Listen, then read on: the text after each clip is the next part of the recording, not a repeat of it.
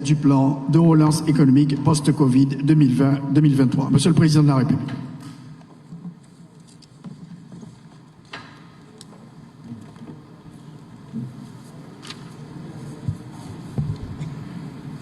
Merci, asseyez-vous.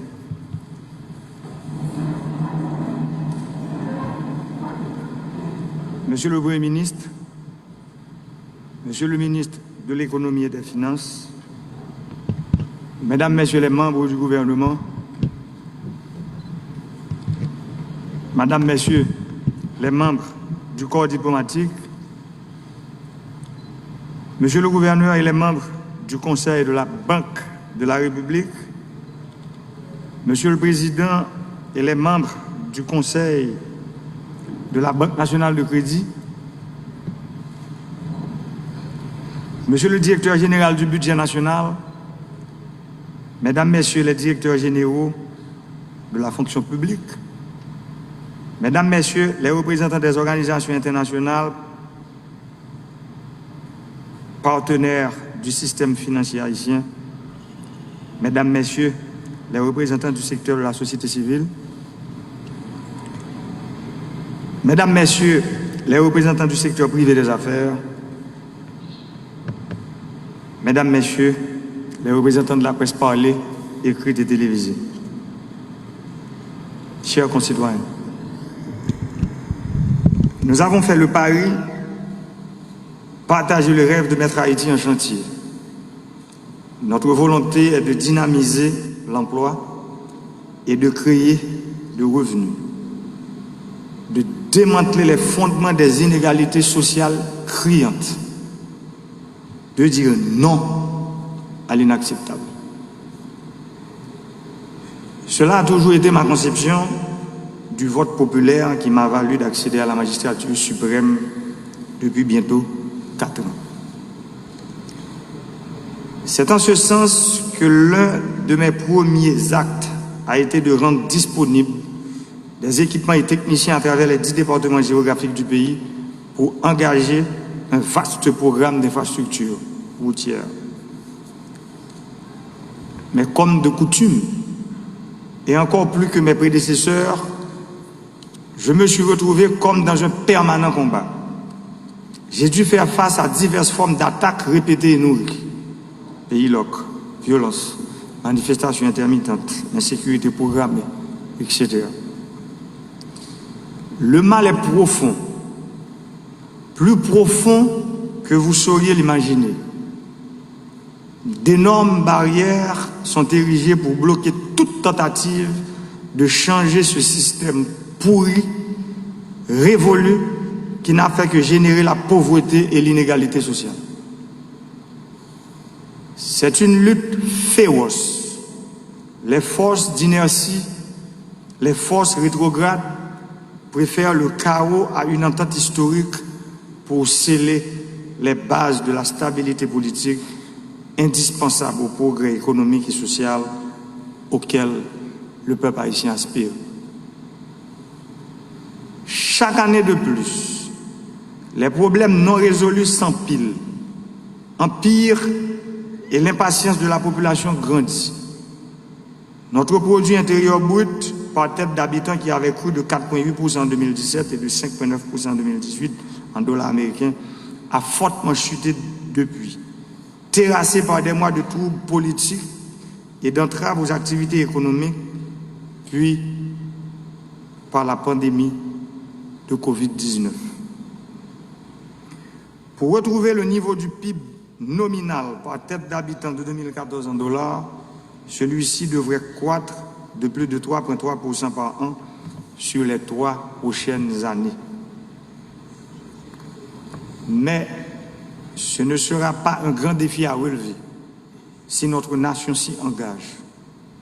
Notre vrai défi est d'élargir sur une base durable et soutenue la taille de notre économie, d'accroître la richesse nationale, d'augmenter la taille du gâteau de manière telle que chacun y trouve une part satisfaisante.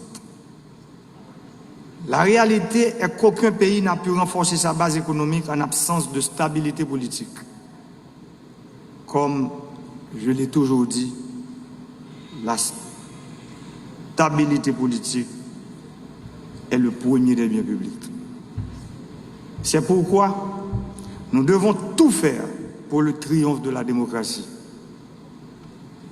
C'est pourquoi nous devons prioriser le dialogue qui est la voie de l'intelligence et de la responsabilité citoyenne. Concrétiser ce dialogue sincère, ouvert, essentiel, indispensable pour poser les bases d'une gouvernance efficiente et efficace, seule capable d'assurer la sérénité nécessaire pour s'attaquer aux maux profonds dont souffrent la société et l'économie haïtienne. L'indice du capital humain calculé par la Banque mondiale nous interpelle. On y apprend qu'en moyenne, un enfant né aujourd'hui en Haïti a un potentiel à l'âge adulte évalué à 45% de ce qu'il aurait pu avoir s'il avait bénéficié d'une éducation et d'une santé complète. Cela signifie que le coût social, le coût économique de la pauvreté et des inégalités est immense. Nous nous devons d'y remédier pour la survie de notre nation, pour notre bien-être à tous. De pays loc à Covid-19, en y ajoutant la vague de banditisme actuelle, notre économie et notre population continuent de payer un assez lourd tribut qui les met à genoux. Cela ne peut plus continuer.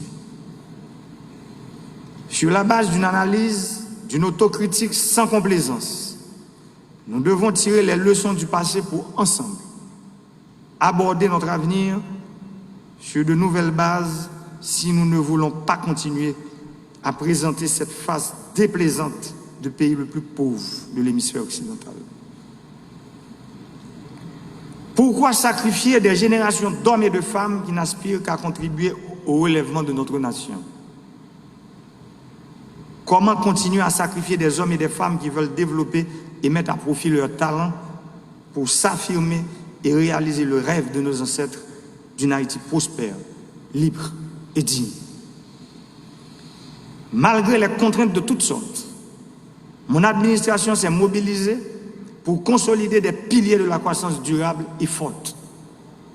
Cette consolidation s'est faite à travers la poursuite du programme de modernisation du secteur de l'énergie, le développement des infrastructures de transport, l'amélioration du potentiel d'irrigation pour augmenter la production et la productivité agricole et ainsi lutter contre l'insécurité alimentaire, pour la protection et la régénération de notre environnement. Dans le secteur de l'énergie, nous sommes en train de travailler pour construire des réseaux électriques à travers tout le pays. Nous avons aujourd'hui en Haïti près d'une 50aine de villes qui n'ont pas de réseau électrique. Et pourtant, ce sont des Haïtiens qui vivent dans ces endroits. Aujourd'hui, en Haïti, seulement 30% d'Haïtiens ont accès à l'électricité. Et pourtant, les 70% restants sont des Haïtiens. Nous sommes en train de travailler pour construire des centrales électriques à travers tout le pays, comme nous l'avons déjà fait à Jérémie, à Petit-Gouave. Maintenant, nous sommes en train de travailler pour construire, pour augmenter la capacité des centrales électriques de Fort-Liberté, de Cap-Haïtien. Nous sommes en train maintenant de construire une centrale électrique à Port-de-Paix. Nous allons construire une centrale électrique à Saint-Raphaël. Et nous sommes en train de réhabiliter, je dirais, nous sommes en train de mettre à neuf la centrale électrique de Douai. Nous allons augmenter la capacité de la centrale électrique de Saint-Marc. Nous allons augmenter la capacité de la centrale électrique de Petit-Gouave, de Jacmel, d'Ercaille. Nous allons construire une centrale électrique neuve à Miragouane. Et tous ces travaux doivent être réalisés au premier trimestre de 2021. Nous sommes en train de travailler pour mettre la lumière là où il y a le ténèbre. Parce que les yeux du peuple haïtien sont ouverts aujourd'hui. Nous devons continuer sur cette lancée parce que Haïti a besoin d'hommes et de femmes courageux pour sortir ce pays de l'ornière du sous-développement, de l'enfer, de l'instabilité politique.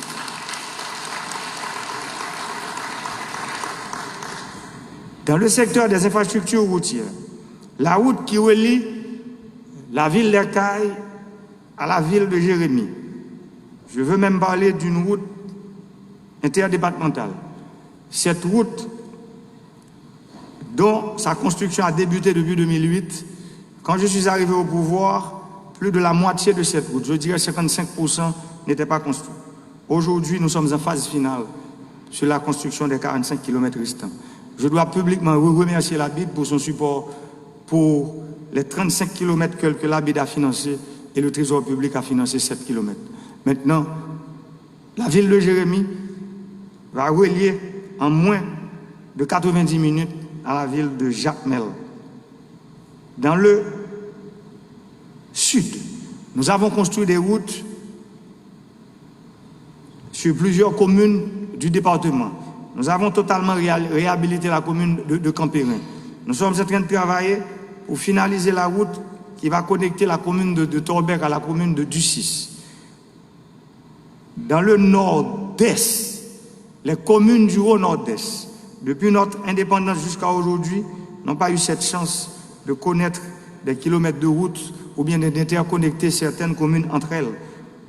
Pour exemple, la commune de Montbain-Cauchy et la commune de Vallière, depuis notre indépendance jusqu'à aujourd'hui, n'ont pas eu la chance d'avoir une route. Et maintenant, ces deux communes sont connectées. Nous sommes en train de travailler avec le corps du génie de l'armée, le Centre national des équipements et les travaux publics pour interconnecter ces communes. Dans le département du Nord-Ouest, un département abandonné, oublié, jeté dans la poubelle de l'histoire, nous sommes en train de remettre le Nord-Ouest sur la carte d'Haïti. La route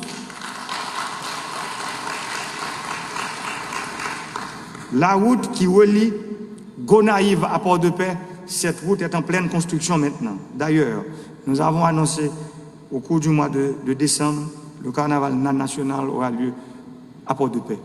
Et je vois que les ministères concernés, les ministres concernés sont en train de travailler pour que ce rêve devienne réalité. Nous sommes en train de travailler sur le bas nord-ouest, cette zone abandonnée depuis, je dirais, la découverte d'Haïti. Aujourd'hui, nous sommes en train de travailler pour connecter la commune de Bédéenne à la commune de Bombardopolis, la commune de Bombardopolis à la commune du Môle-Saint-Nicolas, la commune du Môle-Saint-Nicolas à la commune de Jean-Rabel et la commune de Jean-Rabel à la commune de Port-de-Paix. Parce que ce sont des Haïtiens comme nous qui vivent dans ces zones-là. Et c'est notre devoir, comme serviteur public, serviteur du peuple, de donner justice à ces populations reculées, longtemps abandonnées par les décideurs politiques de ce pays. Dans le secteur des infrastructures agricoles, nous sommes en train de construire des barrages d'irrigation, des canaux d'irrigation à travers le pays, des systèmes d'irrigation alimentés par l'énergie solaire, comme par exemple dans le nord-est, la construction du barrage d'irrigation de Marion, qui est à 96% prêt, je dirais, à être inauguré d'ici les jours à venir. La reconstruction du barrage d'irrigation sur la Grande Rivière du Nord. Je veux parler du barrage de la Tannerie, abandonné depuis 40 ans. Cette construction est à 52% maintenant. Et nous pensons d'ici la fin de la deuxième, je dirais, du premier semestre de cette année, le barrage d'irrigation sur la Grande Rivière du Nord sera en fait prêt pour être inauguré. Nous sommes en train de travailler pour construire un barrage sur la rivière Massa qui sépare la République dominicaine de la République d'Haïti. Les Dominicains de leur côté ont presque 11 prises sur cette rivière pour irriguer leurs terres. Et nous autres, en Haïti, nous en avons 0 jusqu'à présent. Maintenant, nous sommes en train de travailler pour construire une prise pour apporter l'eau jusqu'à Ferrier. Parce que comme vous le savez, la plaine de Maribao, la zone de Ferrier, cette plaine-là fait environ 12 000 hectares de terre qui a une capacité de production de riz extraordinaire. Pour les autres régions agricoles, je veux parler de la plaine des Gonaïves, une plaine abandonnée depuis des décennies. Aujourd'hui, les 39 pompes d'irrigation qui se trouvaient sur cette plaine, je veux parler des pompes d'irrigation actionnées par l'énergie thermique, nous sommes en train de les remplacer maintenant par l'énergie solaire. Sur 39 pompes, parce que, comme vous le savez, les infrastructures solaires peuvent durer jusqu'à 25 ans, mais nous avons besoin d'un entretien soutenu pour ces infrastructures. Je pense que nos partenaires, par exemple Taïwan, comprennent très bien que nous allons travailler avec eux pour la mise en place d'un système d'entretien et de réparation sur les 20 prochaines années pour que ces infrastructures que nous sommes en train d'installer vont servir nos frères et nos sœurs qui vivent dans l'arrière-pays, ces oubliés, ces gens abandonnés. Aujourd'hui, nous sommes en train de les mettre sur la table parce que ce sont des Haïtiens comme nous. Dans le domaine de la protection et la régénération de l'environnement, nous avons construit et inauguré près de 4 centres germoplastes à travers le pays. Je veux parler des méga pépinières. Il y a un centre inauguré dans le département de la Grand'Anse, un autre dans le département du Sud, un troisième dans le département des Nippes et un 4e centre dans le département du Nord-Ouest. Et je sais que le ministre de l'Environnement me dit qu'il y a un centre, le centre du département du Nord est presque prêt, je dirais, pour être inauguré. Chaque centre germoplaste peut produire 4 500 000 plantules par année. Cela veut dire, avec ces 5 centres que nous allons avoir, le pays aura la possibilité de produire 22 500 000 plantules annuelles. Et ces plantules, comme je l'ai dit, nous devons mettre ces centres à profit. Il faut que les enfants qui vont à l'école en Haïti, les 4,4 millions d'enfants qui vont à l'école, il faut que ces enfants-là puissent planter des arbres. Parce que nous avons 23% de plaine dans le pays, 77% de montagne. Nous devons réhabiliter nos mornes. Et comment le faire? Il faut que les enfants apprennent à faire la mise en terre et le suivi de ces arbres. 22 500 000 par année, cela veut dire dans 10 ans, nous pouvons facilement mettre environ 200 millions d'arbres en terre. Pour les semences, nous avons installé 3 centres semenciers dans le pays.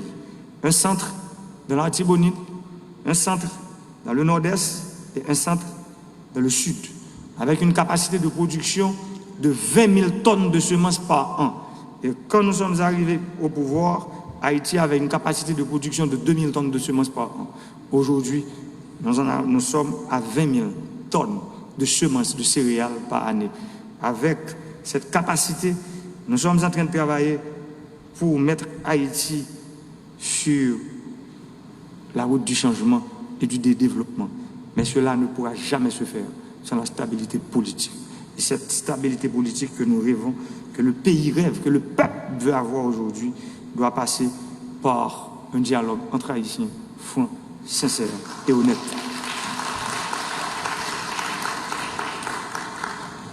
Aujourd'hui, pour adapter et bien circonscrire les interventions aux exigences d'une sortie de la crise sociale et économique majeure que nous vivons, l'équipe gouvernementale a élaboré, dans un cadre de participation large, le programme de relance pour faire face à la crise. Ce programme, c'est le PREPOC. Lancer ce programme est aussi une manière de signifier que nous avons un pays à construire, une dignité à sauvegarder, un passé héroïque à honorer et à chérir. Nous ne pouvons assumer notre destin de grandeur dans la discorde. Nous devons démarrer une nouvelle page de notre histoire pour donner espoir à la jeunesse, reconquérir notre fierté et rentrer dans la modernité. Je dois, ce matin, féliciter tous les acteurs de la société civile, du secteur privé, de l'université, des partenaires de développement, tous les cadres qui ont contribué avec enthousiasme et qui placent beaucoup d'espoir dans cette initiative. Ensemble, seulement ensemble, nous pouvons réaliser l'impossible. Ce programme de relance économique est le pont pour nous permettre d'investir dans la croissance, la résilience et les opportunités, afin de mettre en place les bases d'une nouvelle dynamique de croissance et de développement humain durable. L'objectif du PREPOC est de nous ramener rapidement au niveau d'activité économique d'avant le mouvement Pays Loc, de raffermir les entreprises pour ensuite propulser et maintenir la croissance à un niveau suffisamment élevé. Nous devons le maintenir à un niveau capable de générer une amélioration des revenus par tête d'habitant et d'ancrer le pays sur l'objectif de pays émergent tel que défini dans le cadre du plan stratégique de développement d'Haïti, le PSDH. Il s'agit aussi de créer les conditions pour relancer l'économie et soutenir le bien-être des populations à travers la création d'emplois décents et la consolidation des piliers de la croissance et du développement humain préconisés dans le cadre des objectifs de développement durable, les ODD. Le PREPOC s'engage pour une dynamique de redressement à plusieurs niveaux intégrant la réforme de l'État, la gouvernance de l'économie, la gestion des finances publiques, le renforcement du cadre des affaires. Il s'attaque en priorité à l'insécurité et à la corruption. Il se propose aussi d'aider au relèvement des entreprises et des secteurs porteurs de la croissance.